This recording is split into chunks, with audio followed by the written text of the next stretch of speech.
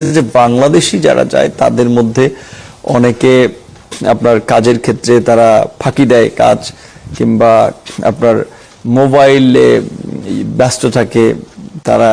কিন্তু এআই দিয়ে ওরা নজরদারি করে বাংলাদেশিদের যাওয়া এখন তো বন্ধ করে রেখেছে। এ হলো প্রতিমন্ত্রী যারে প্রবাসী দায়িত্ব দেওয়া হয়েছে।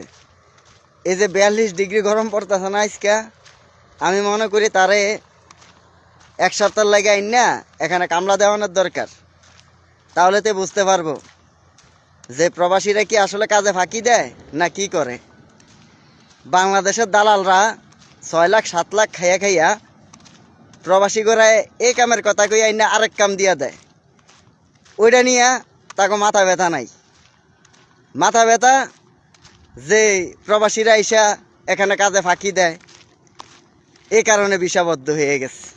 মানে কোনো কিছু আর খুঁজে পাইতেছে না তো, এখন প্রবাসীকে দোষ। আরে বেটা, বাংলাদেশে যে এম্বাসিগুলো আছে না ওইগুলার আগে ঠিক কর ভাই, বুঝছস?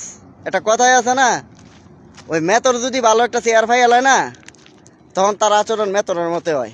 ঠিক তার অবস্থা হয়ে গেছে এরকম। প্রবাসীরা যেসব ঠাপ দিব না তখন একদম ঠিক হয়ে গিয়ে